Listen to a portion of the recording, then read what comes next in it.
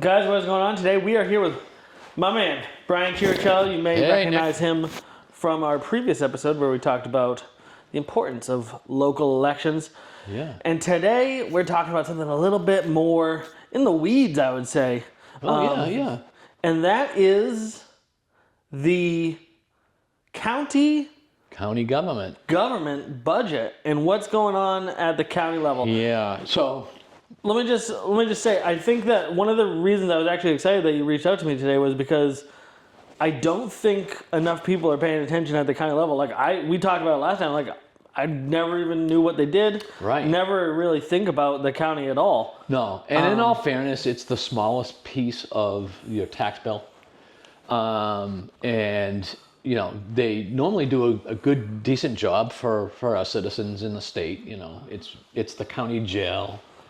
You know, it's the nursing home, and each county has their own version of it. The sheriffs are run through the county, registry of deeds, county attorney. So it's a service that's needed. But as you well know, I was county commissioner for 4 years, and so one of the things that I love is I like the finance piece of everything. So I'm a stat guy. I like looking at all the stats, you know, because you know, in this political world, when one person could say one thing and another person could say another, it's like, who do you believe? And right. Who do you trust and all that stuff? Well, stats don't lie. Stats are stats. And, right. You know what I'm saying? And you're free to make up your own judgment. So, you know, we could highlight some stuff and then you can dive into the numbers if anyone wanted to. It's all public information. But I have a concern in Rockingham County because Rockingham County has been known to be very fiscally responsible over the years. This year, it's the spending spree has started. Excuse me, and I have a little cough, but and I don't think, as you mentioned earlier, a lot of people don't pay attention, and a lot of people will just say, "Oh, who cares? It's just pennies on the dollar." But you know what? Those pennies add up. As you know, your school taxes, your local taxes, now your county taxes, it all adds up. Pennies add up. So when people say, oh, not a big deal, it's just pennies, don't believe that. It's just another way of basically telling people don't get involved, don't look. Right. Well, pennies add up, and then they also add up every year, too. Right. Where it's like maybe it's not a 1% increase isn't that big of a deal this year, but after 10 years, now you're looking at a 10% increase. It's a substantial amount of right. Yeah. Of money. Right. And so, you know, what I can tell you is the 2 previous years, when I was chair of the Rockingham County, you know, I made a mention. There's no tax cap there, but I said let's do a self-imposed tax cap, because in all honesty, I'm the type of person that, you know, even though I was part of government, I don't want to tax people because. Excuse me, the younger generation need their money to help pay for food costs, home prices. It's all going up. And so I'm one of those believers that I want you to keep money in your pocket because you know better what to do with your money than government. Right. Okay? So when it crosses the line a little bit, you know, I like to get that message out. Hey, take a look, keep everybody in check. Some people think maybe I could be an alarmist because, oh, well, here's the guy just squeaking, and you know he was. You have your detractors. Sour grapes and all that you stuff. Have your detractors I always about. have, but that's okay. You know, I'm always gonna fight for the little guy. People that know me in town, I've said this many times at the school board meetings. You know. That's fine what you're doing, but keep in mind that there's a lot of senior citizens that live on fixed incomes. In other words, just Social Security, okay, and they get cost of living increases that tie into inflation. So it's very limited. When you tax too high, our seniors basically are forced to either go without medication, go without food to pay these extra taxes. That's one group that I'm fighting for.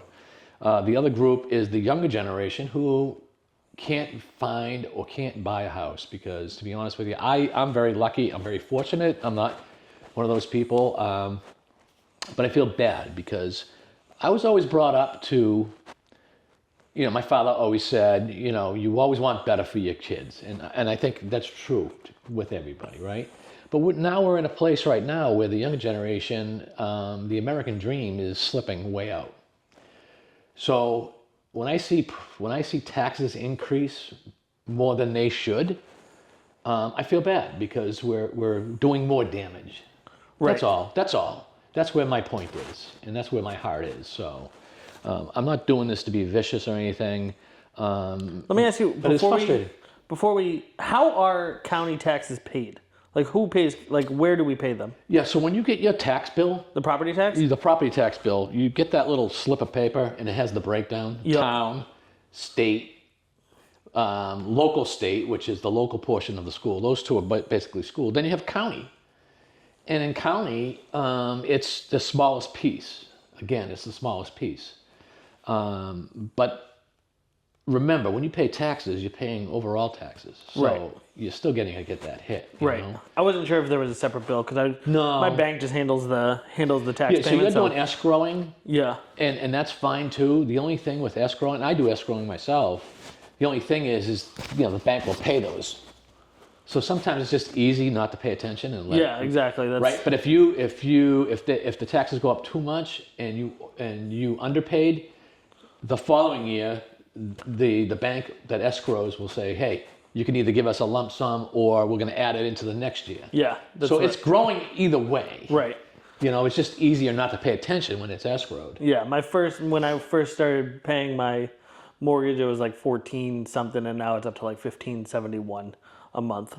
So like $100 increase over the last like 3 or 4 years. Right. So Right. per month, so $1,200 a Right. total. Right. Here's the thing, especially in Derry. I know your audience is. I mean, I have no complaints because Derry is the school district. As far as I'm concerned, I have no problem paying the school. Whatever. I mean, if anything, that's what I want my taxes to go to is educating children. So. Yep. But here's the thing. Now, and not to switch it up, but on the school side, we did the bonding, $25 million. Right. Well, when you bond, the first year is a very low payment, very low. It's interest only. It's the following year that is the big increase, and then it stays up at that number. So that $25 million bond, you haven't seen that hit yet. So take that, okay? Right. Take the fact that the town may go up a little bit. Take the fact that the county spending is starting to get under, What I mean is control. that because I have kids, I'm actually getting to take full advantage of the tax. Whereas like maybe especially older people, honestly, I feel like once you're receiving Social Security, your taxes should be significantly reduced. That's a personal feeling of mine, but I can understand why older people, even though I disagree, I can understand why older people think that it's not their responsibility to pay for education. Whereas like where I am, I have kids in the system. It makes sense to me. I want to pay for education. I want them to be educated. Yeah. So I can understand both sides of the equation. Yeah. I had two kids that went through the system too, and so I was once there, and I get the fact that people helped me back then, and now I'm helping other people. But at what point is the breaking point? Right. Because right now, if you think about, again, let's go back to housing. It's the highest it's ever been. We're squeezing a lot of people, and when you can't buy a house and you have to rent, and then there's no housing, now your rent's increasing, it's getting crazy. You're getting squeezed. Right.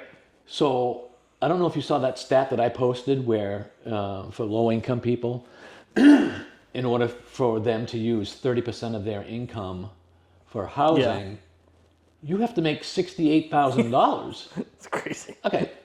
Now, a young person may be able to do that, pick up a few side jobs, great. What is a senior citizen going to do? Right.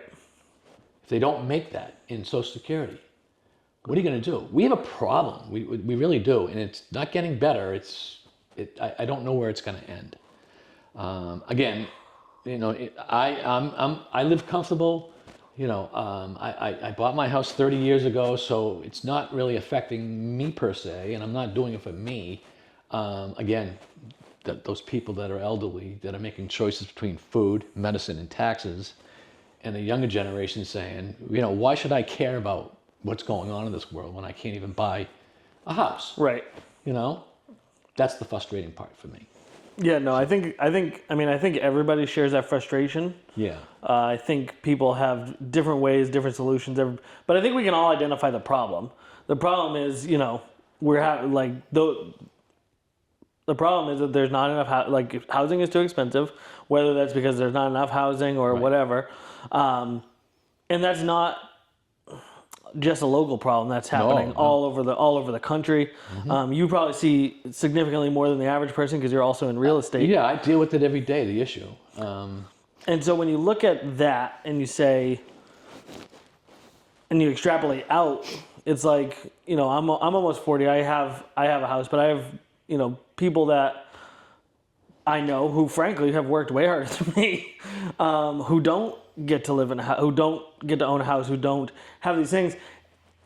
And this is kind of like the prime of your life. Like this is the money-making prime of, Right. It's only going to get worse after, 45, as you start getting 45, 50, 55, your ability to earn money goes down. Most people historically have been getting ready to retire. I'm not sure that a lot of people my age are going to have that option at the same times as previous generations have. But see, that's the thing that bothers me the most. And my point being is, again, I'm just telling these government entities, and it's ironic that I was on the other side, but that's what makes it a little bit more eye-opening for me. I just want them, before they go and increase this, I'm basically saying, don't forget these people. I'm not telling them they've got to cut massive amounts. I'm just saying, when you're doing this, don't forget these people because you are making it harder, as we go along. Right. And I'm telling you right now, the way I feel and the way I see things happening is not really good. It's not a good place. It's not. Like I said, I have my house, and I was very fortunate. So that's fine. Yeah. But everything I've worked for, to be honest with you, I don't want to pay. I don't want all the money that I save for my old age to have to go to taxes. And well, that's sort of the other side of this because, again, historically, people are living longer. What used to happen is, like your parents would amass a certain amount of wealth, that's relative to what they did and et cetera. Then they would hand it down. Because people are living so long now, but also with added medical burden, Right. all of that money is now going into a system. And so it used to be that, your first major financial, this sounds awful to say, but your first major financial boost in life was when your parents passed and you received your, whatever. Right. Now that's no longer happening because all of that money is now going into the medical system. People are giving up their houses and then going to live in the Right. medical facilities and Right. medical housing and then losing all of that money, and it's no longer being transferred down to their children. No. It's now being, pushed up into the pharma industry where it's like, and we have no say over that. I mean, we got way off topic here, but Well, that's okay. I mean, it's cool to get into these topics because they all do relate. yeah, The other thing I was going to say is, another thing is home ownership. When you own a home, you build equity. Well, these people that can't buy a home, they're going to miss out on that too. right. It's just not fair, We're not leaving the country better than what we had. Right. For the first time, it's really, we're getting to that point. And I don't want to see that for any young person, But anyway. Well, you don't want to see it for old people either. I don't want to see the old people struggling. How heartbreaking it is it when we see people, in our own town, at our own town council meetings saying like, I've lived here for 60 years and now I'm being pushed out because I just can't afford to live here anymore. In my house that I've lived in since I was a kid, I mean, we've heard those stories. Absolutely. And, that's a whole nother topic, but it's true. It's like, they lived there, maybe even their parents left them the house. The house has been in generations, but now they can't afford the taxes. When we ran against each other back in 2022, there was a gentleman at our question, what the hell do we call that thing, the forum? Yeah. And he had mentioned that his parents had built the house and that he was now looking at having to sell because he had lived there his entire life. Yeah. He had grown up there with his siblings and all of it, and they were looking at selling because they just couldn't afford to live there anymore. Right. And so we're getting to breaking points. I don't really see it getting any better. We're all having the conversations, but we need to see results. One of them is the housing shortage. There's groups out there that deny that there's a housing shortage. Oh, really? Oh yeah, yeah. They deny there's a housing shortage. They think that the developers are big bad people that are just in it for profits. I'm not saying that they're necessarily always wrong, and maybe there are some bad apples, but to deny that we're in a housing shortage is not good. No, I mean, we obviously need housing, even if it's just if you look at, I don't know. It's hard because once you start unraveling one thing, like again, we started talking about the budget 10 minutes ago, and now it's on to this, and now I'm about to bring up like the homeless population and like familial homeless units that are now like not just. So the homeless population is increasing. Yeah. Because there's no place to go. Who was it? I was just talking to Executive Council Stevens, who's on the executive board at the state, and she does a lot of good work, and she was just telling me that there are more and more seniors living out of their cars. Yeah. In our town, one town over in Londonderry, a few, it was probably 6 months ago now, but I saw a man my age sleeping in his car overnight while I was at Dunkin' Donuts, and I was looking at his car, and there was a 7-year-old. There was like a 7 or 8-year-old in there, the same age as my son. Yeah. And I was just thinking, like, that's fucking heartbreaking. Yeah, unfortunately, we're going to see more and more of that. But let's get back to the county budget, because I'm a talker, you're a talker, and we could go off into a tangent and talk about 50 other things. So where did the increase in the county budget come from? So let me preface this by saying this. So the previous 4 years I was on the county. What I was proud of was the fact that we had federal dollars, and we bought solar panels. So now those solar panels are in there, okay? And so there's a savings to the taxpayer of $600,000 a year out of the county budget. Wow. $600,000 just on that alone. Now there's also what they call RECs. So we sell those, and it's $150,000, okay? That's revenue for the county. So now that's $750,000, right? I have 2 departments that rent from the state at the courthouse that are going to be moved over because I have a new building. That's $300,000. So between those 3 items, there's $1 million savings. When I queued it up, not me personally, I'm just saying when I was there. Trust me, because people think I have a big ego. When I say that, when I say that, I mean the people that when I was there, we all agreed, so that's fine. But when I went to Washington D.C., they also had a program that gave you credit for the solar panels. So we got another $3 million. Wow. Okay, so that's $4 million. It's easy to do the math. $4 million savings to the taxpayers. This commissioners basically are spending the $4 million and then adding another $2.2 million in taxation. That's over $6 million increase. Wow. Okay. When I'm like, wait a minute, we just had $4 million in savings. Where do the people save? Where do they get to save? They're not. I'm sure you've poured through the budget. Where did the increases happen? So there was 4 union contracts that came up, which is fine. And again, I like to tie things to inflation because it's much more manageable. Now, this is coming from a guy who spent 18 years in the town of Derry under a tax cap. Right. Well, you're forced to do that. Right. You're forced to do that. You're not going to grow any more than X.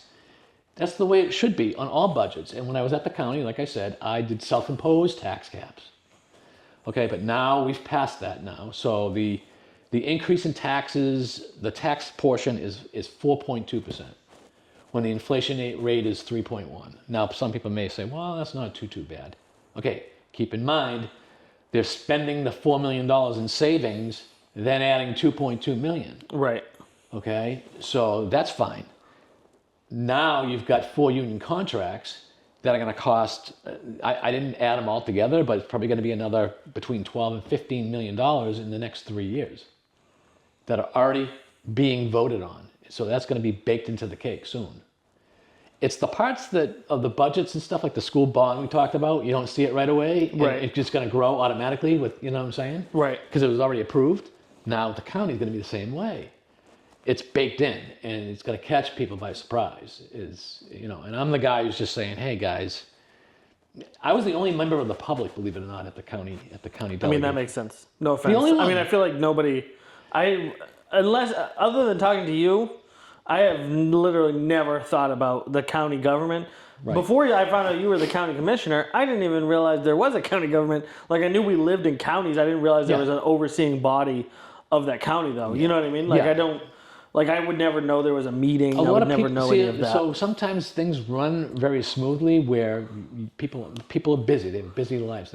They've got other things to do, so they're not checking in on that. But I have to be honest with you, as the only member of the public to be there, basically sounding the alarm to say, what are you guys doing? You're overspending. And I told the delegation, you're overspending. You can't be doing that. So I said, you know what? You have money fund balance, money that they didn't spend that goes into a savings account. That's taxpayer money. Use that. Don't be taxing the people $2.2 million. Use $500,000 more of that savings account that you already have. Right. Fell on deaf ears, except for Ken Weiler, who, is a very fiscal conservative. But no one seconded it, and I was surprised. I actually left, so I didn't get to see it, but I was just told afterward. And I have to be honest with you, Nick. I mean, half the time I'm saying, what am I doing? If people don't care, then why should I care? Right. Like I said, it's really, it's not me that I'm really fighting for. I'm fighting for those other two groups of people that I mentioned. But at some point, I'm like, well, if they don't care, if people don't care, then, why should I care? I mean, I think, one, you have a situation where, like, if you are an elderly person who is struggling to figure out how you're going to pay for your medicine and your food, well, worrying about the county politics, worrying about going to a county meeting is fucking the last thing you're thinking of. If you're a young person who's working 3 jobs to try and pay rent that is quadrupled over the last 10 years, you're not going to be able to, you know what I mean? So I do think it is inherent on people who do, one, understand, because a lot of times we have the internet now, but even 20 years ago, how would an older person even find out a lot of this information? Well, that's part of the problem, because the information doesn't get out there. It's Facebook, but Facebook, there's a lot of people. Yeah, there's a lot of problems. It's a lot to navigate through. But you're right. I'm not saying that people have to go to the meetings. They can actually email or call. Right. Their state reps that represent the delegation in Rockingham County and say, hey, what's going on? It's just more about educating yourself. Yeah. If I'm going to be the only guy there, so be it. There may come a time where I just sit there and say, you know what, I'm going to go fishing instead. I'm just not going to do it because it's falling on deaf ears. And yeah. Sad to say, I would think that people do want to keep more money in their pocket. Yeah. Do you? Of course. I don't love money, but I understand that it's necessary and that I need it. Right. I understand, And you have a young family too, so you've got many, right, more years to live. Yeah. And do things. That's the thing is, I mean, like, I can understand why, like, I'm very lucky. I'm, like, probably one of the luckiest people on the planet because I don't have a regular job where I have a boss telling me, oh, you have to do this at this time. And, like, I could go to that Rockingham County meeting if I thought of it because, I just work my schedule out so that I can, Right. Most people don't have that. Most people don't have that luxury. And so I can understand why, like, with everything else going on in the world, I mean, it's like everything is falling apart at every level. Nick, that surprises me the most. You know why? Because, and you're 100% right, with things going on in the world, in the country, everyone's divided. I'm talking about money issues. Okay, issues that affect your pocketbook. Right. And if you can't really care about that, then, do you know what I'm saying? Right. You switch off the TV and don't pay attention. If you're not going to pay attention to something, don't pay attention to the world news. Sometimes I feel like that's the best advice you can give somebody is, like, if you just focus on, like, again, this is a bit of a luxury for a lot of people, but, like, I do have the option to, I can shut off the news. I can stop watching the news and I can focus on just making sure that, like, I raise my kids to be the absolute best they can be. Right. I can go to town council meetings and complain or tell them they're doing a great job when they're doing a great job. I can do those things and focus just on this small corner of the world and then hope everything else works out. Right. I think it's a matter of, and maybe if I called you up and said, hey, Nick, you know what's going on at the county? This is what's going on. Yeah, call me next time. I'll go. Maybe you would say, you know what? Maybe I need to do something. Yeah. You just probably didn't know. You had your own life to live. You were doing something else. That's all. But I am concerned of this spending. You know, I crunched some more numbers. Where did the increase come from? Because $6 million, I mean, on a county Well, like level. I said, the $4 million was Right, but revenue. what increased that much, I guess, is the question. Oh, what are they spending it on? Yeah. Okay, so they've got 4 union contracts, so all the employees are getting more money. Some people as far as 27% increase raise, which that's high. Have you ever got a 27% increase? No. Most, I mean, most of the people I know get about a 1 to 2% raise per year. Of course, that's the real world. And that's not to take away from the employees at the county. They're all great employees. They work very hard. I get that.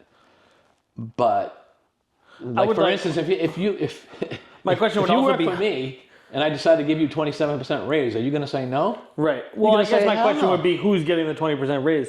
If you're giving a, garbage man a 27% raise, I'm totally for that. If you're giving the guy who's in charge of everything and he's voting on this budget a 27% raise, to run it, and he's already making significantly more than everybody else, then I don't think that's fair. Right. Either. Well, I guess it all boils down to, how you look at everything. Me personally, I'm thinking that, it was queued up to have $4 million in savings, that the citizens would actually experience a positivity out of it. That would be nice too. At least 1 year. Yeah. Give the taxpayers a 1 year break. Give us a break. Give them a break. And we've done that in the past, by the way. So we're looking at raises across the board. What else are we looking at? I've got the budget here, which is a pretty intense. Don't worry, we're not going through it line by line. Worksheet. No. That's what I'm the numbers guy, but so overall spending goes up 5.8%. What we were talking about is the taxation side only. Overall budget goes from 101 million to 106,447. And that's the only department really that actually went negative was Registry of Deeds. Kathy Stacy is a negative 0.186. Now, I did give Kathy Stacy credit. She's been there for a long time. She's from Salem. She's a town councilor in Salem as well. When her people got a raise, okay, she's the department heads. When she got a raise from the delegation, gave her a raise, and the commissioners gave their employees a raise, what Kathy did is, whatever the raise was, she made adjustment in her budget. So in other words, she had a position that was a paper position. There was no one there. She cut that position. Right. That to me is very conservative budgeting. Excuse me. And I would love to see more of that. That doesn't even seem conservative. That just seems normal. If you don't have an employee, why would if you want to give the people more money, position, find it in the budget. Yeah. Because everyone's making out here except for the taxpayer. Right. Well, also, why do you need to have budget for an employee that doesn't exist or a position that doesn't exist? Right. So basically there are a lot of those. Now, they're trying to hire people, I get it. And this is where you get your savings, right? If you didn't hire, for instance, if you had 500 positions and only 400 were filled, you had 100 positions that you funded, raised money in taxes that didn't go, and so now all that money goes into the savings account, and that's where your fund balance. So then you use the savings account as which is what you're suggesting. And I told them, I said, use fund balance, don't tax in place of. And my suggestion was to use $500,000 more of. Do you know what their argument against that is? I don't. They didn't say a word. They just let me chime in, and I said, you know what? Give the taxpayers a break. We have that savings. And I had a battle with another commissioner when I was there. I won't name any names.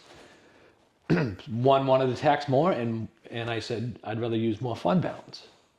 Because Right. That's use the money that we have first. Right, if you already have it. Because you already taxed us that money. What are you saving it for? Is there a reason to, Yeah. You know what I mean? Yeah, so anyway, that's where we're at. But here's the more interesting thing that I found out. So I looked at Hillsborough County's budget because there was some scuttle about, well, everyone, all these other counties are jealous of us. They would wish they had a budget like ours. So, knowing me, I'm the stat guy. I'm going to get right into stats, right? So I look at Hillsborough County. And at first glimpse, you look at it, and it is more money overall, right? The only thing is they use ARPA money. They put ARPA money in their budget. What's ARPA money? So that's the federal dollars when Biden was president. It has to be spent in 2026. They have that in their budget.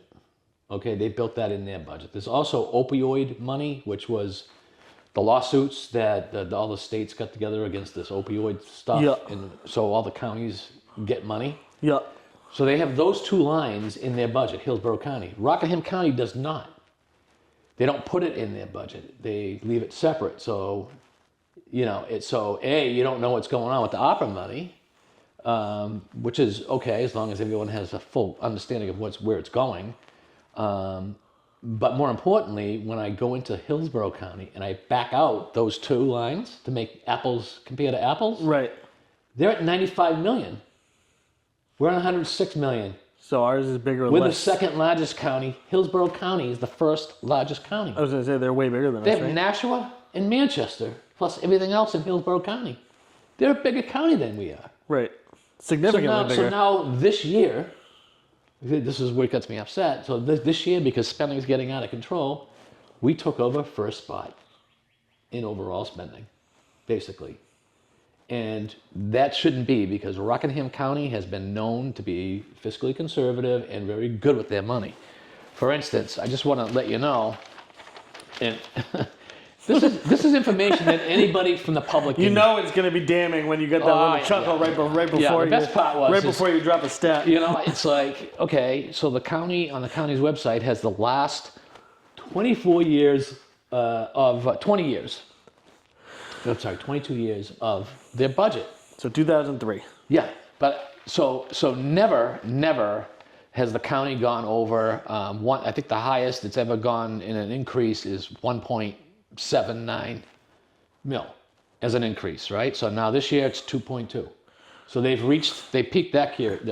Never has it gone. In 2009, it went 4% increase, overall increase in taxation. Everywhere else, it's never been any higher. So now this year it's 4.26. I just want to show everybody. So- This is handwritten. Oh yeah, Brian Chirichiello sitting at his desk, probably at 2 a.m. in his underwear, Yeah. pouring through the numbers. This is the stuff that, believe it or not, people are like, what are you doing? This stuff to me is like, I love this stuff. Look at this, Nick. So this is the upcoming budget, right? 2.26. Okay. So get this. When I went in, okay, there was a subtraction of 839,307, a negative 1.7. Yep. The following year, taxes went up 333,780, a 0.7 increase, well below inflation. The next year, it stayed flat, a 0% increase. So don't tell me it can't be done. It can be done. Okay? And then 2025 is So 3.5, what's that? Yeah. So this is where the argument came with another commissioner that, well, we can't keep using the savings because it's non-sustainable. Okay. So we came to the compromise. Well, okay, if we keep taxes to inflation, right. that's fair, right? And so you're really kind of solving that problem, because sometimes in politics you have to give and take. So again, the self-imposed tax cap, 3 and 3.5% at those times, we were winding down in inflation. Now we're down to 3.1, and they went up to 4.26 the year that I'm out. And Motherfuckers. so, listen, and then again, you get the 4 union contracts with another 15 million in increases, of 12 to 15 million in increases that are going to happen. Right. Okay, it gets voted now. Yeah, you can't. And then it's fixed next year and the year after. It's done. You don't vote on that stuff. Right. And so, now's the time to chime in. It's kind of late, last minute here. I've been the guy doing it. No one else is doing it. But I'm going to sound the alarm. I'm just going to let people know, because the way I see this budget, this county budget, next year, remember that $4 million I talked to you about? Those are all one time. Right. That's gone. Right. So if you increase this budget, you have to fill. You're going to automatically increase that on top of whatever you're going to increase. Right. So it just gets worse. To me, it's runaway spending. But next year, they won't have that money, but it'll still, even if it goes up the same percentage, it's still a massive increase because they lost that $4 million, right? Yeah, it's going to be more sticker shock next year. So, it's not good, Brian. Well, it's not good unless no one pays attention. Well, that's the other thing too is it's like taxes is one of those things where, like, yes, everybody complains about it, but we also need to look at what we get in return for it, right? So like, dairy is a good example of this, because we do have high taxes, and to a lot of people who don't have kids in the school system, it feels like they don't get a lot for it because you don't have garbage Service pickup, you don't have, et cetera, et cetera. Right. Which is not something I want to argue about. I think dairy is great. I mean, I think that our taxes are high, but I also think that it's pretty sweet to live here, so I have no complaints. Okay. But what I want to say is at the county level, what is confusing to me is everything you just described. We're not really getting anything. Like, It's interesting that you're saying this, because you're basically saying one thing on one side and then flipping it on the other side. So you're making both arguments, right? Because do you use the county jail? I don't. Personally, do you? I've never been. Do you use the nursing home? Yeah, no. Do you use the sheriff's department? Right. But I'm saying for a massive increase like that, we're not getting more. Does that make sense? Right. For the school bond, for instance, we're getting repaired schools. You're getting repairs. Necessary repairs. Right. There is something tangible that we're getting. It sounds like with this, we're getting this large increase, but we're not getting anything tangible in return for that. Some of the money, so we built that brand new building over there. I forget the number, it was like $60 million with federal dollars. So, there are some money. We do have to hire a few more people to do maintenance, and we have to do, get the furniture and stuff like that. So yeah, it's allowed. That's why I said, cut 500,000 out of the 2.2. Just tax people 1.7 million, which would be a 3.1 increase. Right. Tie it to inflation. I'm not one of these guys that I'm going to cut and destroy. I've never been that way. There are reasons why we have services, just like you said. But you got to be reasonable, and you got to keep people in check. Right. So. No, I agree. I think we're saying the same thing here, is that, Yeah. like, as long as you want to feel like you're getting a fair shake, Yeah. when you pay your federal taxes, it sucks, but, well, you get the social safety net, you get the military, you get these things. When you get that county bill, if you don't even really know, because even after talking to you 4 or 5 times now, I still am not really sure what the fucking county does. But, like, I understand you get the jail, you get the nursing home, which is super important, but also, the way that that's linked to pharma is probably confusing. Because it's not as though, nursing homes are necessary. I just can't imagine a state where nursing homes. So think about nursing homes for a second. So while we have schools for the younger kids, right? We have nursing homes to take care of our elderly. No, I definitely think that we should have the ability to take care of our elderly. So now nursing homes will cost the average person $10,000 a month. So let's just say you have an elderly parent that needs to be in the nursing home, and let's just say they saved, $50,000. They have $50,000 savings. That's 5 months in a nursing home. After that's gone, a county nursing home has to go to the state and get Medicaid.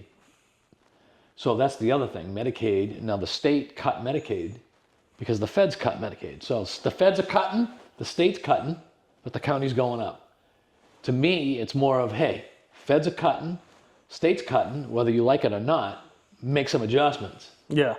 Because, it only makes sense, right? I'm thinking it from a pure business sense, right? If I'm a donut maker and I have 100 people coming in buying donuts for a year, every month or whatever, right? And then all of a sudden my business falls off and I get half my clientele. What do you do? Right. I got to cut my expenses, right? Right. We need to do a better job with that in government. Well, I think so.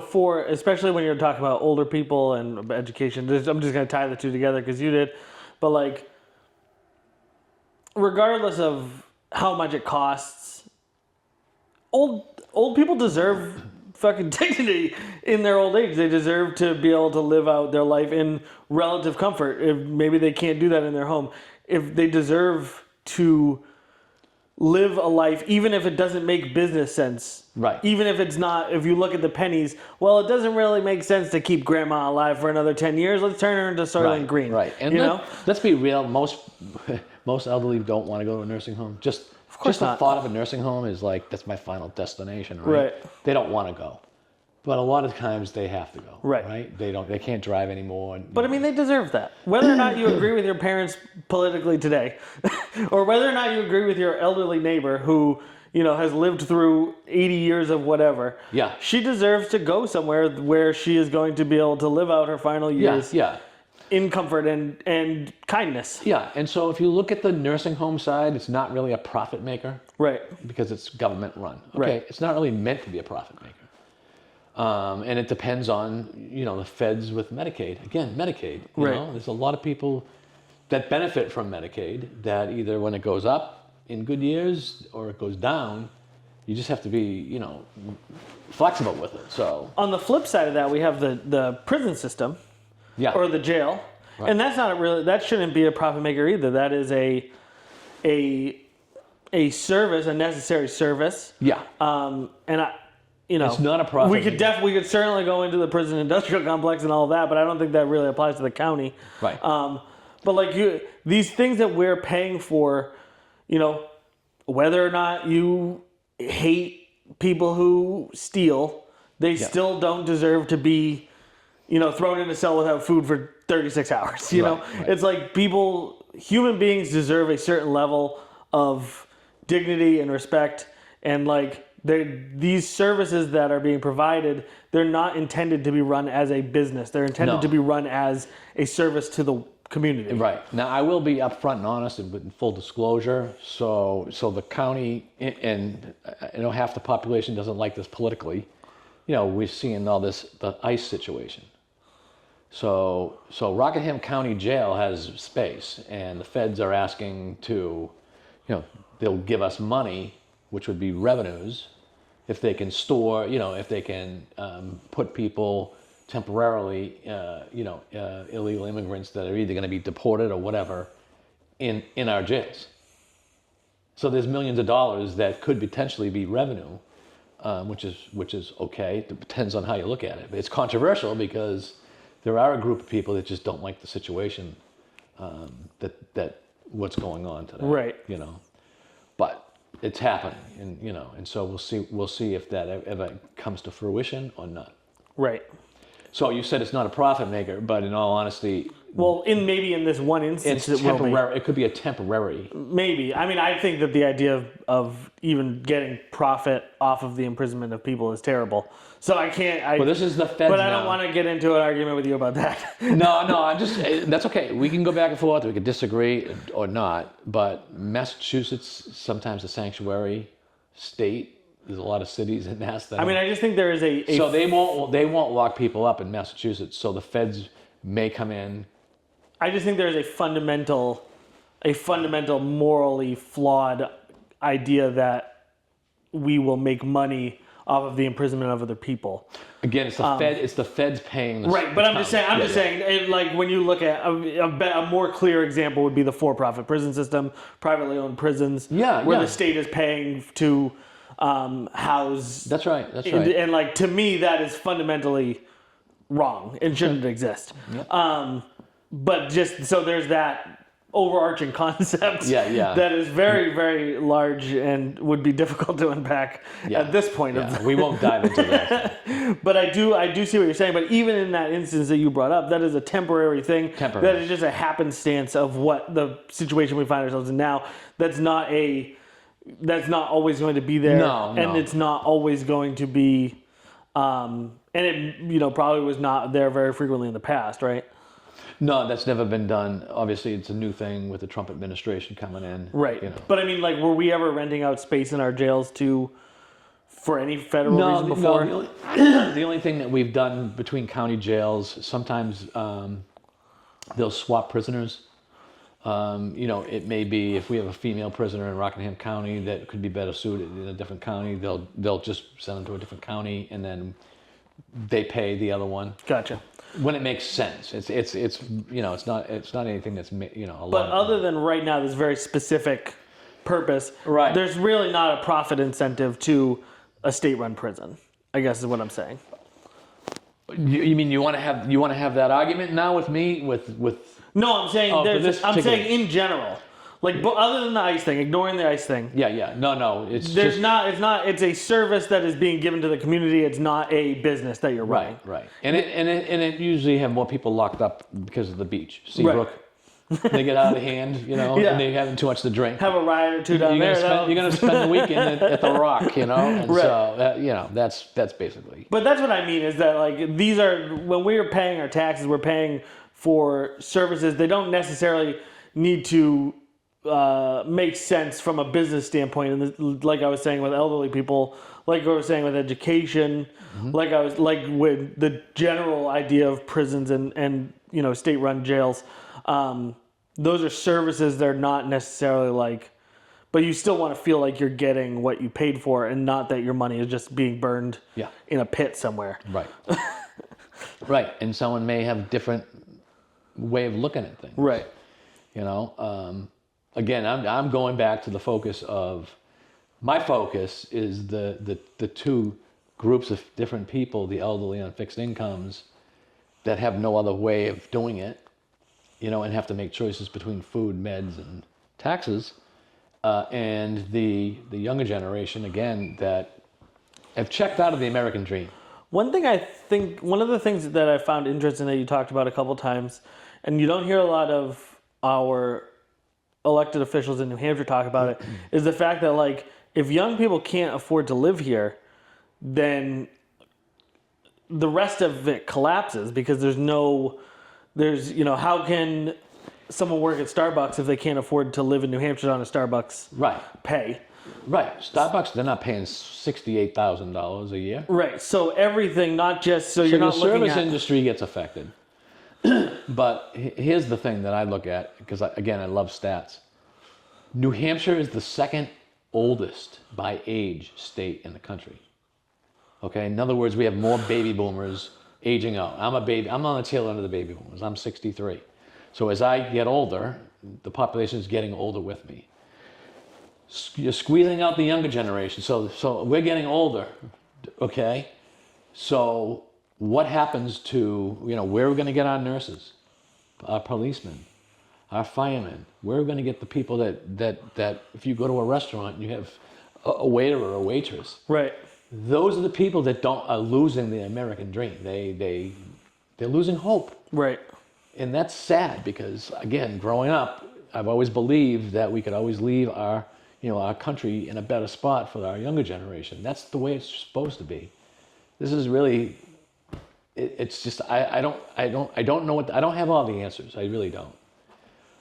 And there should be more good conversation about it. A more productive conversation about it, but we've got to keep the younger generation here. They're very important. They're going to make everything work when we're gone. Right. And in the nursing home, we talk about the nursing home. Well, who's going to watch me when I'm in the nursing home? I'll have to do it. Fuck. God damn it. Make sure you bring my walker. You know what I'm saying, though? No, yeah. I mean, I'm not young either. I'm almost 40 now. You're young. You're still young. Yeah. I don't feel young. My body is broken. I'm like a decrepit old house. Well, when you get another 10 more years, and then you can start saying you're getting older. But anyway, that's what's going on. I don't want people to think I'm an alarmist, because I'm not. I don't want people thinking I've got a agenda behind it. It's purely, like I said, I'm deeply moved by these people that are in a tough, I feel like you've been spot. very clear about. I don't think you're an alarmist at all, and I think that you've been pretty clear about what your thoughts on it are. If anyone disagrees with you, they're welcome on the podcast. But I don't think... You just open up a bunch of people to line up behind it. Yeah, let's go, guys. Yeah. No, if anyone at the county commissioner's office would like to come on and talk to me, feel free to shoot me a message. But yeah, I mean, I don't think what you're saying is unreasonable. I think when you look at the numbers and you see, a 1% jump in budget on top of the $6 million saved, that is an alarming amount of money to be spending, especially again when you... Oh, it's not 1%. It's the $4 million spending, and then adding 4.2% more. Not 1%. Yeah, but it was probably already going to go up because I was just going off the last year's number. I see what you're saying. You're 3.5%. You're deducting from the 3.1 that I want to be at. I gotcha. I was accounting for the inflation. Okay. So it's going up like an additional percentage 0.1, I think, right? Yeah. So you see, it's an alarming number, especially when knowing what you said about the savings that we had, knowing what you said about the upcoming budget. I mean, the upcoming union contracts. Yeah. And to see that year over year, the thing that I think would be easy for a normal person to miss would be that savings of $6 million. Because when you go up, because that means that this year we're only actually going up, whatever.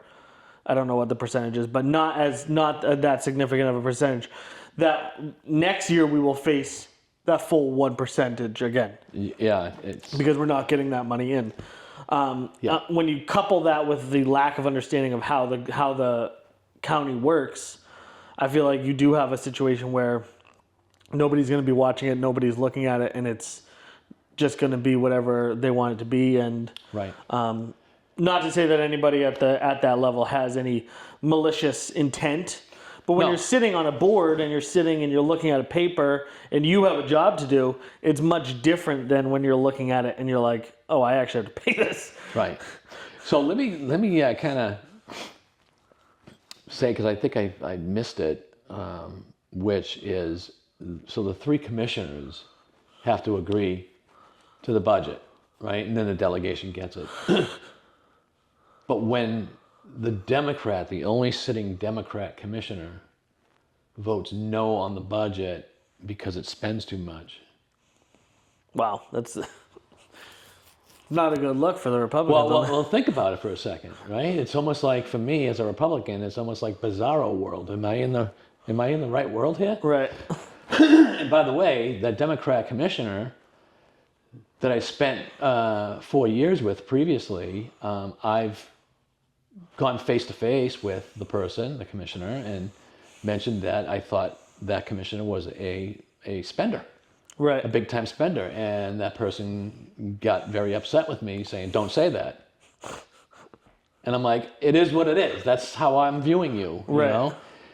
Now, in this budget, that one person votes no because it spends too much? What is that saying, folks? What is that saying? I mean, we're seeing that play out on the federal level, too, with the big, beautiful bill. But like I said, that's a whole nother thing.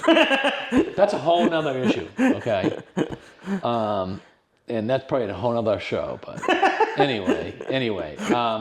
Tried to slip it in there. I think the fact that the only Democrat voting no because it spends too much should send a message to everybody out there. What's going on? Right. And so I think, I'll leave with that. Okay. Like I said, I don't want to lose the focus on I'm doing it for a particular reason. What can people actually, what actionable thing can someone do to take an effect on what you've talked about today? I'm trying to figure that out, how I can get more people engaged in the situation. Facebook's a very hard place because there's a lot of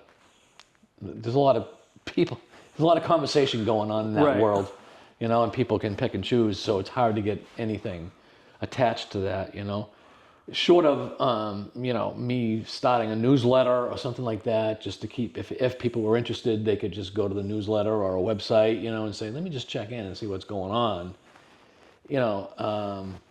That's the only thing I could think of. I don't know. Contact your commissioner? I I honestly don't know where that's going to go because if you were to You've contact... introduced a very big problem here. I was hoping we could wrap it up with some kind of solution. Well, put it this way, and no disrespect, but if the commissioner can't figure out there's a spending problem now, do you think someone calling them saying, hey, you got a spending problem, they're not going to agree with you. Right. And like you said, you invited them on your show. Great. Let them come on and explain it. But I don't know if it's going to make a dent. Right. You know, they may just say, wow, we got a new building. We got to spend all that money on the new building. And it's like, okay.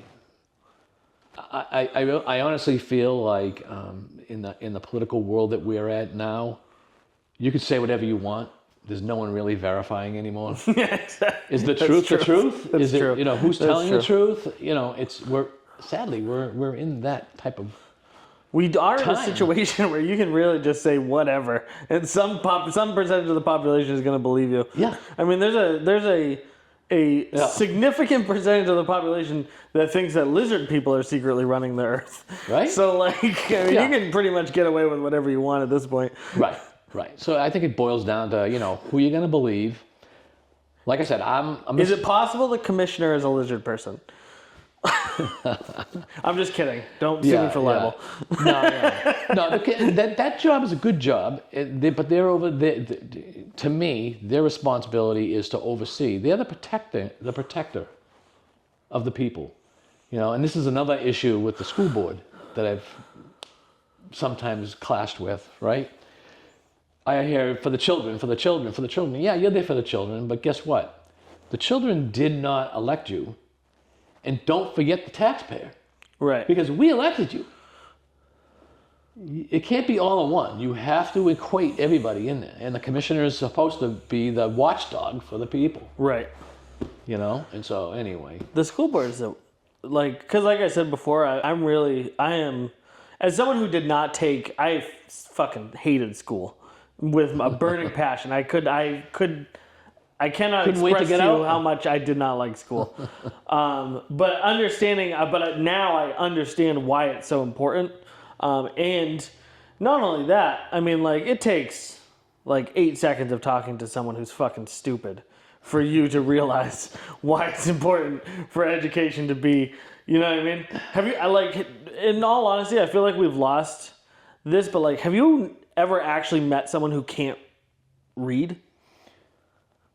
Oh, there are many people. Oh yeah, but have you actually met them and seen what a kind of devastating effect that has on their life? Nick, I'm the old guy, okay? I grew up in a family store where, my father owned a stationery store. Right. When you bought $5, when you bought $5.50 worth of stationery, right, and you hand me a 10. Right.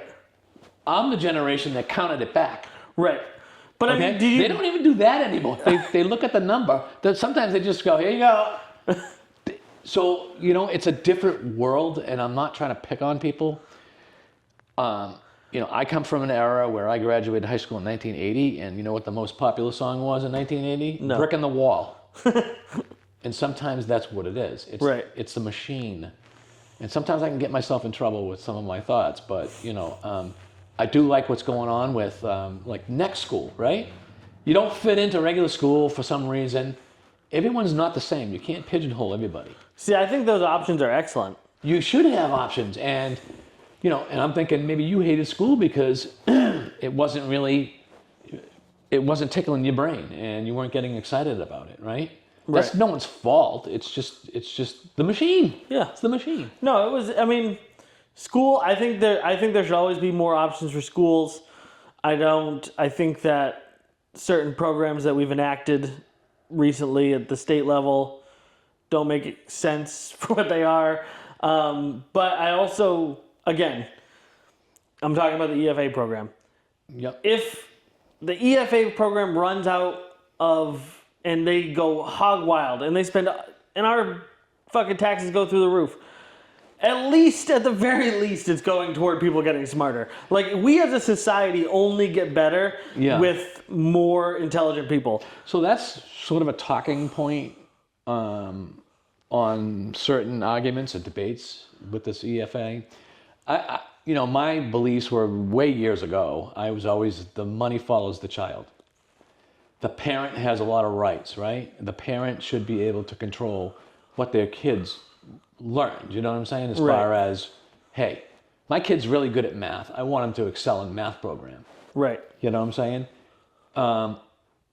So I think that we probably need to do a better job, and maybe these EFAs, if you think about them, excuse me, some of them, some of the testimony out of Manchester in poor neighborhoods, they go to the poor schools. In other words, the schools that don't grade really well because it's very low income. Okay, shouldn't they have the same opportunity as, for instance, I'm just as an example. This is not the case in Derry, but I'm just saying, Grinnell School historically rates low because it's in the downtown. Well, your East Derry or Barker runs higher. Well, if I live in this district, why, I want my kid to be in Barker. Right. But no, you can't because you live in this neighborhood. Well, That's problematic for me, Nick, because now as a parent, I have no options. The that more is options you give me, problematic. the better. That is problematic, but on the flip side, what I think it feels like Grinnell should just be better. Like, we should just be able to make Grinnell better. Because what's going to happen is you're going to move as you add. Because one of the biggest indicators of success in schools and education for children is like the teacher to student ratio. Mm-hmm. So like if you take 50% of Grinnell and they now go to Barca, that's all it's going to do is make Barca a shitty school. It's not going to make Barca better.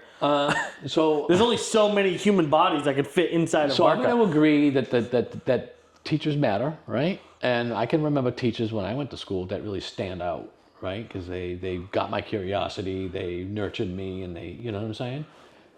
That was successful.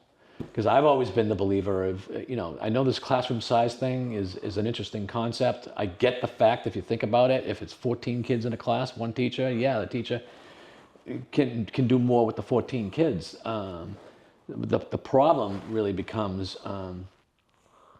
when you've still got all that overhead and the money keeps getting more expensive. I've always said, if you ask the teachers, I'll pay you per student that you teach. Are they the first ones to say, yeah, give me 31 kids? Well, I'm curious. Because COVID, if you think about COVID and this Zoom classes, now these college kids, they're Zooming. Yeah, I mean, the Zoom class is never going to be. So these professors can reach shitloads of people and educate shitloads of people. You're being more efficient. But educating a college, someone who's in college and an elementary school student is very different. To an extent, you're right, but you can't tell me that you couldn't apply it to some degree. I mean, I think when you look at like I can go watch a YouTube video and you can watch a YouTube video. Once you record a video of something and you have the ability to sit and watch it and take that information, but like you can't expect that from a 7-year-old. I don't know. I don't necessarily agree with you. I think the only tough part about that is the social part.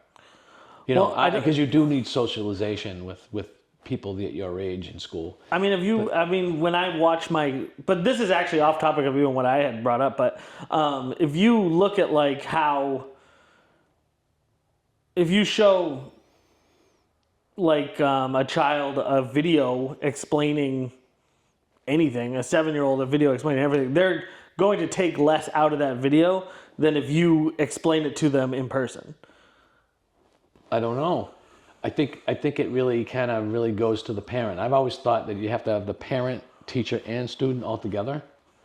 So as long as the parent's engaged with their kids' education, and I'm changing the subject again. I'm sorry, but think about today's world. When I get out of high school, there was no YouTube, right? Now I can go to YouTube. Hey, how do I fix my washer and dryer? My dryer just conked out. How do I do it? How do I do electricity?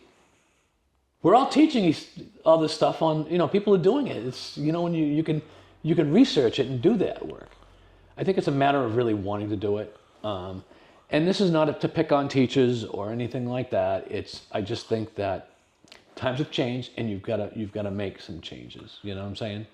So that's the way I kind of view it. Some people may think. I mean, I definitely think the school, like everything is, we are working inside of an antiquated system. We just don't have, the alternative just doesn't exist yet. There's going to come a point where we need to make a very significant shift in how we do everything. I mean, even if you just look at the way that, the future of AI and robotics and how that's going to affect, drive. I mean, once we have self-driving commercial vehicles and that say 1/3 of the population is employed as professional truck drivers. Once that happens and that's gone, I mean, there is going to be a very significant world change that needs to take place. I'll be 6 foot under when that Right. happens. I'm just saying. Although those advances are coming. I just think that when you look at school as a whole, the idea of 20 kids going to a classroom is just an antiquated system as it is. But I don't think the solution is one of the few areas where I don't think the solution is a technological advancement. It's actually a reversal to a more human approach. I'm going to ask you a question. So you said earlier on the show that you hated school, you couldn't wait to get out. So what didn't work for you in school? Were you still an A student and you were just one of these people that were extra smart? And I just didn't want to be there. And a lot of it was because I was consistently told through most of my childhood that I was going to be a loser by the people in school because I couldn't sit still for 8 hours a day. If you had sat me in front of a TV to watch 8 hours of instructional videos, I wouldn't have been able to do that either. Right. What I needed was, I needed something like Next Education, Next Charter School would be great. I think schools like that are tremendous and they should absolutely be, but I don't think that we're ever going to replace it in a situation where your kid walks to their computer in the morning, boots it up, and then now becomes they're just going to sit there for 8 hours a day. But you said something that kind of bothers me, and it's true. Are some educators writing people off because you're not going to amount to anything? You hear these stories. I do think when I was younger, it felt like that. And I think that was more prevalent in the past. I think that knowing that I interact with my son's teachers multiple times a week at this point. I mean, I've talked to them more than I talk to most of my friends. Mm-hmm. The type of teacher, and I'm also friends with a significant population of teachers. The types of teachers that we have are nothing like I remember teachers being. The education system as a whole seems to be moving in a direction more of and this is how I think it should be structured, is people figure out what they're interested in and then they follow that type of learning model. Yeah. And that seems to be how things are going, as opposed to when I was a kid, and I'm sure when you were a kid it was even worse. It was you're going to sit there, you're going to read this, and then you're going to answer these questions. If you are unable to sit there for 8 hours, that's because you are broken. And there's something wrong with you. Well, just because you mentioned me, so back in the old days, I was one of the kind of a class clown type thing, and I wasn't engaged because it didn't interest me. Right.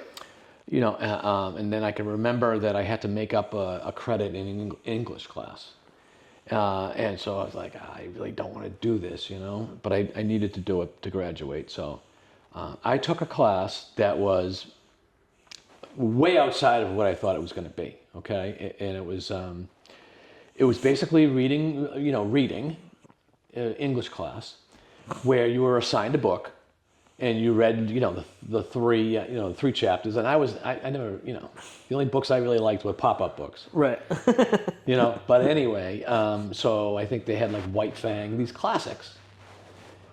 The part that got me, this is really interesting in retrospect, because the part that I love the best is after you read the three and you had the class, the teacher would actually ask people how they viewed the three chapters. What interests me is everyone had a different viewpoint. We weren't all the same. You could have interpreted it different, and I was like, how cool was that? This person's, this character, they looked at this character as this. I never thought of that. That got me really into it. And I'm like, you know what? I love this class. Now I like it. You know what I'm saying? Because it's not like, hey, read 3 chapters or read this book and then we're going to do a test at the end and that's it. Right. That's boring. You know, no tests, but guess what? We're all going to sit as a class and discuss the 3 at a time. You know, and where's the characters going and what, you know, this and that. Or have you ever seen this? That's the stuff that kind of interests me. So that class was good, you know, for me. And I get it. Everyone's different. No, I get what you're saying. I think most people, I do think that we came up with the school system, the idea of education that we have is just part of sort of what we thought was best at the time. I mean, it ties back to like, you know, ancient England, you know what I mean? It's like, yeah. You know what I mean? You're talking about a slow incremental adjustments, but we have better options. We know for a fact that like Waldorf education is a much better system of education. Right. It's just implementing that on a large scale is expensive and difficult. Yeah. So do you think, and because people are going to probably be horrified to say this, you know, but do you think like when you're going through, let's just say high school, the idea is to get the children well-rounded because they're going to be going on their own, right? So you want them to be well-rounded in everything, social studies, science, math. So it's not really about... I think it depends. It's not really about excelling. The time to excel is in college. I think it depends. So if you look at... So I'm going to use Bill Gates as an example. Bill Gates wanted to do one thing when he was a kid. He wanted to fucking computer code. Right. And that's what he did. Right. He figured out... I don't know if you ever read his biography. He figured out a way to essentially hack his school's computer so that he had unlimited access to it. And he would go there and he would spend... changing his grades. I don't think he probably didn't need to, but he was spending 8, 10, 12 hours a day coding. That's all he wanted to do. Yeah. If you find a kid, when I was a kid, you know, if I had found something that I was super into, then I think we should let kids go all in on it. Okay. If you have a kid who loves loves whatever, math, let them go in on it. Why do they need to learn? Right. And so this is where we're going to agree, because I did read a book. And they equated another book. They equated education to, they tied it into the Rolling Stones. So what do the Rolling Stones do best? Perform with their instruments and sing, right? They don't schedule the concert.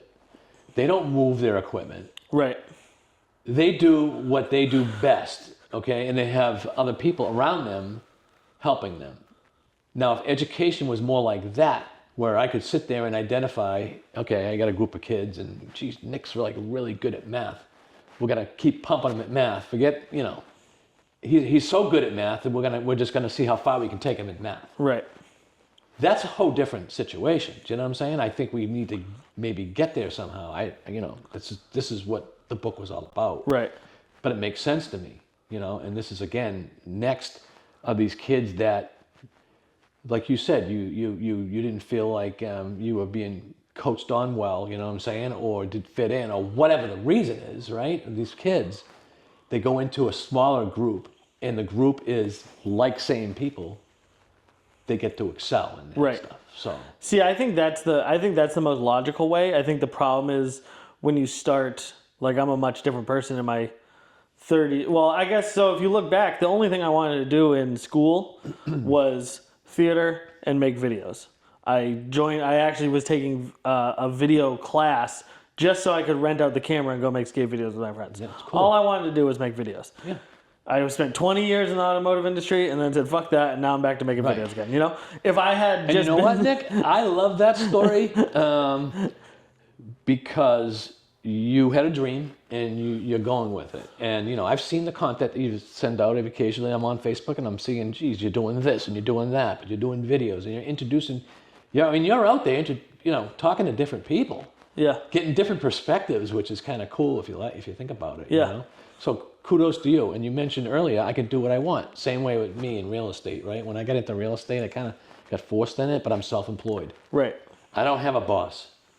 For the last 25 years, whatever I put into my work, I get out of. Right. If I want to lay in bed all day, which I don't, but if I did, I can. If I want to go on vacation for 2 months, I can. So I'm in the same situation. I feel blessed that I can do that, because some people are stuck in a job and living paycheck to paycheck that are not happy. Right. Rule number one is you got to be happy at what you do. So to see you do that, I think that's awesome. Yeah, I think everybody, in a perfect world, I think everybody would find their thing if we gave them the option to. And I think a big argument against that is like, well, where is the incentive to do something hard? But people do hard shit all the time. Again, Bill Gates, just as an example, he wasn't going and doing coding, which was incredibly hard at the time, because he wanted to be a billionaire later on in life. He did it just because he loved it. Right. And I think that you will find that what the vast majority of people left to their own devices, they will do some of the weirdest, most difficult shit that you have no interest in. You know what I mean? I have friends who are amateur geologists. You know, I have one friend who's amateur astrophysicist, and on his free time he goes out to his homemade. He's watching Big Bang too much. Yeah, he goes out to his homemade fucking telescope system and takes pictures of stars that are hundreds of millions of light years away. I think that's cool. I like it. I think that given the opportunity to try out a million things, like, to me, that's what school should be about, is trying a lot of things, finding the thing you're good at and you want to do, and then pushing into that. I don't really see it as a necessary thing for, you know, if you're going to be, like you said, if you're really good at math, why do you need to take an English course? I mean, I do think that there is when you're younger, yes. Right? You want to be well-rounded. But when you get to high school, you should know what you're good at, what subject you're good at, and push. Right. I do think that every STEM, I do think that there needs to be a mix of the humanities and STEM, because I do think what we run into a lot when you have like people who are extremely good, you know, I mean, a lot of our money goes into weapons manufacturing in the country. When you are, I'm not even going to use that example. I'm going to use this example. If you are super good at coding and you develop an app, but you have no understanding of what makes humanity, like what does humanity need to be better? Like to be happier, to be etc. Or are you just introducing clutter or noise? Or are you backsliding? You know what I mean? Like there's like the humanities, so the arts, music, you know, those things I think are fundamental and necessary for people in the STEM. And I think on the flip side, I think the STEM stuff is important for people who practice the humanities to understand. I do think that they complement each other, but I think things like philosophy, you know, things like those should be much more mandatory than they are. I think philosophy and understanding what humans, the idea of like, you know, thinking about thinking. What does it mean to be a human being? What things will make humanity better is a study in and of itself. And I do think that everything that we do should be tempered with the understanding of like, we should all be moving in the direction of making humanity better, not our own self-interest, or not. I think that probably comes with, you know, age experience, like life experience. For sure. You come to a point where, you know, what's this all about? You know, I've done this or that. You know, I should be helping more people, you know, that are less fortunate and that kind of stuff. But, yeah, well, I think even just if you look at like, you know, everybody should have an understanding of Plato. Everybody should be able to, you know, they should read these things and understand that, like... You're talking about the philosopher, not the Plato. Yeah. Well, both. You should be able to... You should fuck around with both. You should understand both. I just think that those conversations are important, and we don't have them at the levels we should. I mean, we the best example is like the nuclear bomb. Should humanity have even opened that? You know what I mean? That can of worms. Did you watch Oppenheimer? Yeah, I did. So that was an amazing film. Great film. And you know, he had to wrestle with a lot of stuff. But here we are, you and I. But he understood the humanities, and he understood all that. That's kind of like, do we do that now? When we have people who are working on these systems and these social media. Social media is one big dopamine machine. It was specifically designed to keep you addicted to it. Well, maybe those motherfuckers should have taken a fucking philosophy class. So today, you know? Today it's AI, right? Where's that going to go? Can that be used for bad things? Right. Should we be developing AI without also a firm understanding of where we want to go? Yeah, because I mean, have you seen some of these deep fakes? I mean, they can record your voice. They can call you on the phone, record your voice, just a few words, and then manipulate your voice to make you, you know. I personally have access to systems that could take this podcast, break up your speech, and make you say whatever I want you to. Exactly. It's crazy. Yeah. So anyway, so we went from county government. Yeah. Anyways, to philosophy. contact your local commissioner. Contact your commissioner, Brian. Yeah. Thank you so much. It's a pleasure to see you. And you know, it's funny because you know you and I ran against each other. We didn't know nothing about each other. And here we are hanging out. And now we're talking about philosophers and life in general and all that stuff. So, but keep up the good work. I'm watching you. You too, buddy. Yeah. Where can people find you? Well, right now, you know, you can find me on Facebook if you. What's your real estate business? How do people find your real estate? Well, my real estate business is I'm at Varani Real Estate, which is we're the largest in the state. I'm doing really well because, believe it or not, even though, again, I'm fighting for the little guy, you know what I'm saying, and thinking there's a lot of people, younger people can't get in, which is true. There are people buying $1 million houses. Are you seeing a lot of influx from out of state? I do. I you know, my most recent sale was a really super nice couple from New Jersey. A real nice couple. He headed up a biotech firm that was looking into Ask him about Play-Doh. breast cancer research. Okay. Oh, that's cool. And so and his wife was a London educated nutritionist. She was like really at the top of her field. And so, you know, they lived in New Jersey and they decided to escape New Jersey and come to New Hampshire. So I am seeing that. I'm seeing people move into New Hampshire. From your, how long have we been going here? Maybe you can cut it into a couple if you had to. 84 minutes, only an hour and a half. So let me just ask you this one last final question. Yeah. We do see a lot of people moving in here from out of state. Right. Is that good? Is that bad? And how is it even possible to curb? Like, is it even possible to change that pattern? I wouldn't want to change it because I'm a property rights owner. Okay, so I tend to go with, hey, I have the right to do what I want with my property.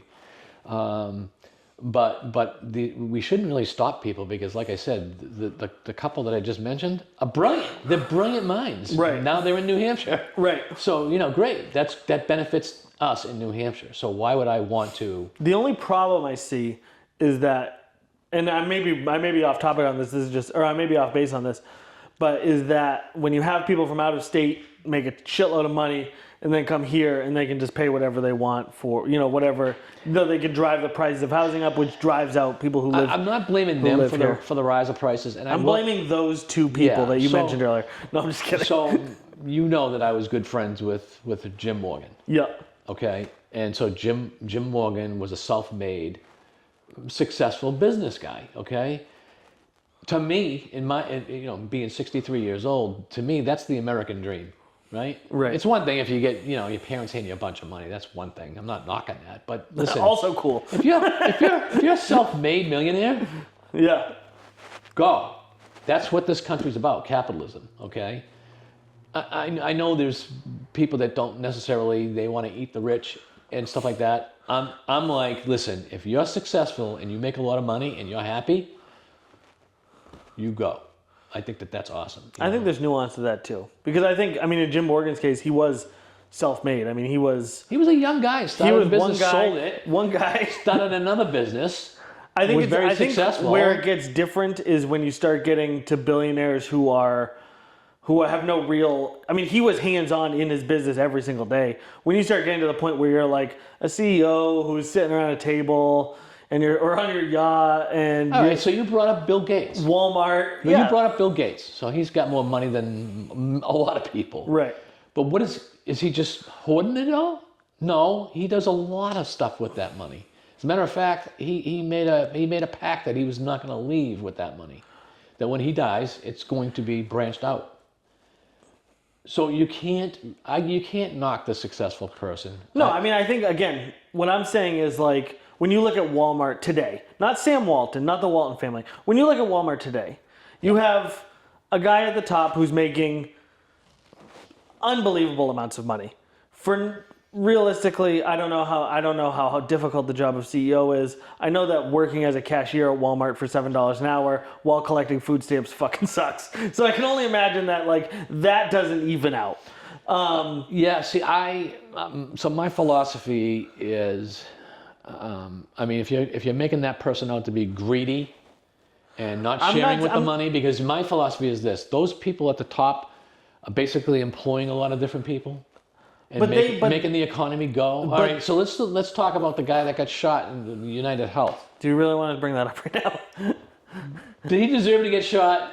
I don't think that, even though my stance, I don't believe that he healthcare, deserved to be shot. I believe that what the healthcare system in and of itself is so broken that violence on that scale, when you are in a business that is fucking over hundreds of thousands of people a year, if you owed, let's say you took and you went out and you borrowed $100 from 100 people and you didn't pay any of them back, there's a pretty good chance one of them would beat the shit out of you. You know what I mean? But the thing is, if you are in charge of screwing over hundreds of thousands of people every year, the likelihood is at some point that's going to catch up with you. Okay, so we're gonna come full circle now, okay? Because if he was a county commissioner, if there's a problem, you need to go to your elected officials to fix that problem. So if you're not paying attention and you're not getting involved, then these type of things that you're talking about can happen. But here's the issue: is that when you are big pharma and you have all of the money in the world to pay for lobbyists who then can to pay for people to primary against people who don't agree with you, or to pay for billion-dollar propaganda machines to talk about why. Well, now you're saying that the politicians can be bought. They absolutely can. Well, that's not a good politician. You shouldn't vote for them. Well, you don't. Is this even a real conversation? Well, because what you're saying is people aren't paying attention. No, I'm saying that when you are a billion-dollar corporation, you can afford to do things that I believe my vote matters. But in the grand scheme of things, it doesn't matter who gets in office, because you have, let's say you're the head of Pfizer. You can afford to spend hundreds of millions of dollars a year to go talk to politicians. I still think the cream of the crop rises. And for instance, were you here? It absolutely does not. That is not true. Were you here for 2015? The issue in 2015 when the town council. I don't think I was paying attention at that point. No. Okay, but you know that story. Yeah. And so no one was paying attention. A few people got involved. Yeah, but once you extrapolate that even to the state level, I mean, how many? No. So then the truth came out, right? The truth came out, and it wasn't about this. It was about you're not following the charter. You're not doing what you're supposed to be doing. People get the word out, and then there was a groundswell. But what I'm saying is that with Luigi Mangione and that whole situation, when you're screwing over that many people, it's only a matter of time before that comes back. And again, I would say that we are living in a system where whether we like it or not, politicians can be bought. I mean, look at, just as an example, what is the number one thing you hear? If you bring up Alexandria Cortez, what is the first thing you hear? She was a fucking waitress. Yeah. And she didn't deserve that position. No, I don't think that. I think if it is still all of these years later. If she gets voted by the people each time, right? But then it's still constantly brought up that she was a waitress before she was. What? I completely agree with you. I think it's great. I think we would do better with more people like that. But again, that's a talking point on one side of the political spectrum. That is seen. Both sides do it as a negative, and they demonize each other. Yes, that's all. because here's the other issue with that. When there's so much of this going back and forth, there's no doubt people are like, I'm turning this crap off. Right, absolutely. And now they don't pay attention. Absolutely, but I mean, now we're in a situation where our taxes are going to go sky high, and no one knows. No, I agree. I'm just saying that I think that what we're talking about here on the local level. I guess what I'm saying is pay attention to the local level. But with billionaires and you have this system that is designed to fuck poor people. I mean, that's what it is. We have 80% of the country is fighting over 7% of the wealth. With the top three, I believe Elon Musk by himself owns more than 50%, or no, it's Mark Zuckerberg, owns more than 50% of the bottom half of all of the people in the country. So I once, and I'll leave you with this. I know we're running in time. I love this debating this stuff. So I had a debate with a New York professor who taught college, okay? And he was basically saying the same thing. And this is back in the day when we were talking about the 1% and the 99%. So I said, you have the 99% here, right? And you have the 1% here. This guy's making all the money, right? And you want this guy to give up more money so that these people can benefit, right? You go, yep. Okay, so now if I'm the 1% guy and say, I don't want to play anymore, bye, and leaves, where does that leave your 99% that have no money? I mean, you're going to have, that's how the system will rework itself. I mean, if that guy leaves, then all of that money is re-entered into the system. If all these rich people in the country say, I don't want to play anymore, I'm going to go to Switzerland. They're not going to, though. Oh, they may. Let They them. may. See what happens. But what I'm saying is how does that benefit those people? My question is how does it benefit them being here? A lot of them, 7%. I think you're demonizing some people. And listen, we all know. I don't think that it's an individual thing. I think that there are. I mean, I think there are some psychos who are they just don't. Yeah, you're gonna have those who have no empathy. But I think for the most part, it's just the system that we have in place is broken in a way that it makes it so that like we've seen that trickle down economics does not work. All of the money is being hoarded and amassed at the top. At some point, there is no money left at the bottom. 7% across 80% of all of the people, 80% of all people are fighting over 7% of the wealth. Yeah, so this is where you and I are gonna kind of part ways because I view things differently. You know, again, being self-employed, being in a business that if I want to pour it on and I want to make tons of money, I can. Yeah, but define tons of money. And again, if I want to make $600,000 a year, I could do that. This is again different though, because you're one person. Where we start running into a problem is so. But you're saying that these people are preventing me from getting my money. I'm not saying anyone's preventing you from getting your money. I'm saying that they have amassed so much wealth that there's just less money in the system for everybody else. See, I don't know. We can disagree on a lot of that stuff. I don't really. I mean, what's a rich person want to do? Probably make more money. So they invest.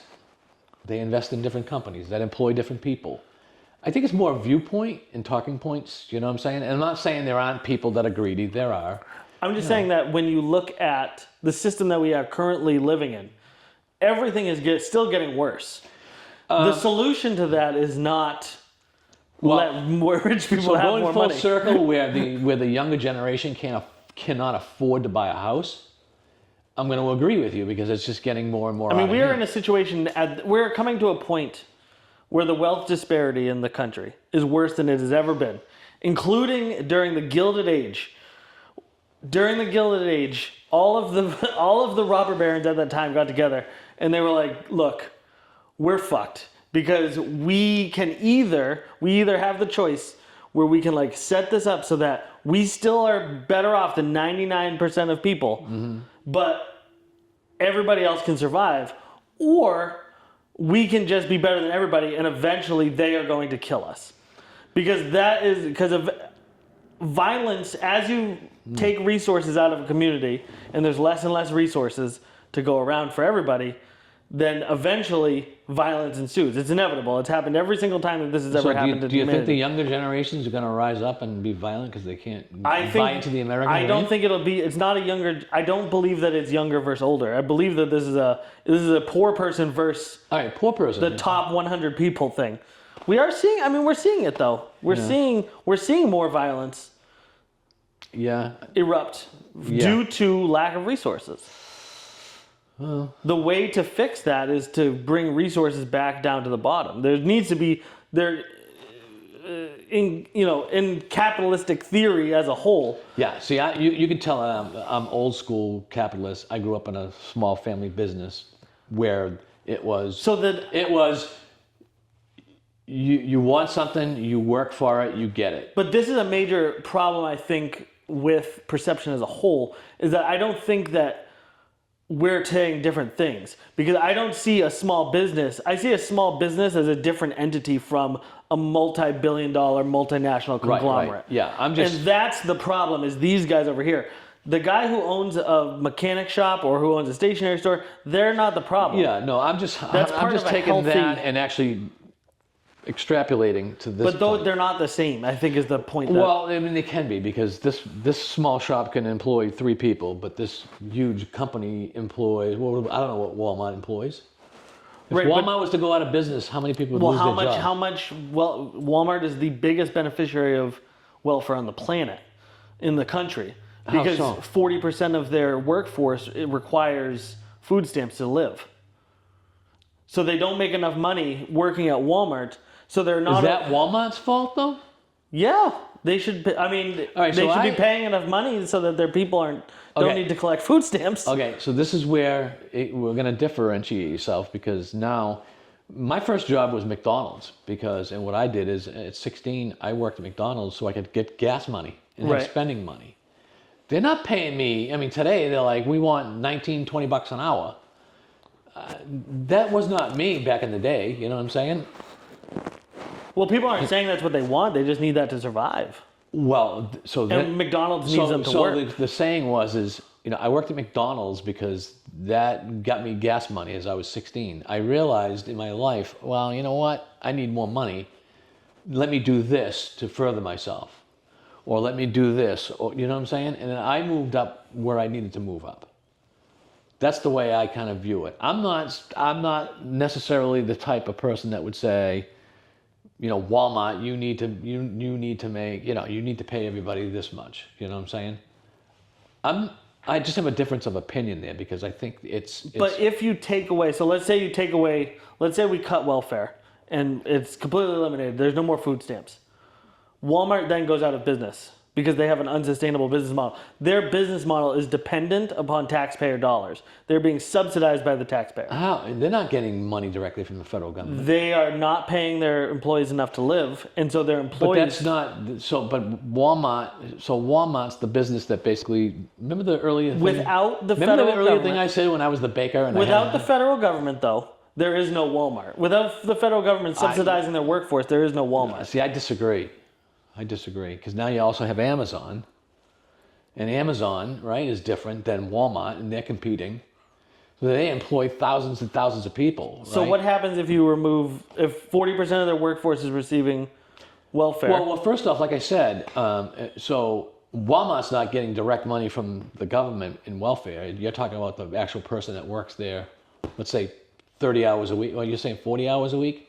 No, that most of the time Walmart will jury rig it so that they actually have very few full-time employees, because what they do is they hire more people so that they can keep it low because they get to pay less taxes that way. So, in my estimation, a job at Walmart would be an early, like a entry-level job, or a job that you want to work part-time, right? So I could, like for me, if I wanted to make extra money, I could go to Walmart and make extra money. It's not, for me, it's not like... If I was 18, that's what I'm going to aspire to be, although there are managers that make decent money. But, I'm not the guy who's saying, hey, I'm going to work at Walmart all my life and I expect them to pay me, every year it needs to go up until I can, buy a house and all that stuff. No, I have to move on to something different.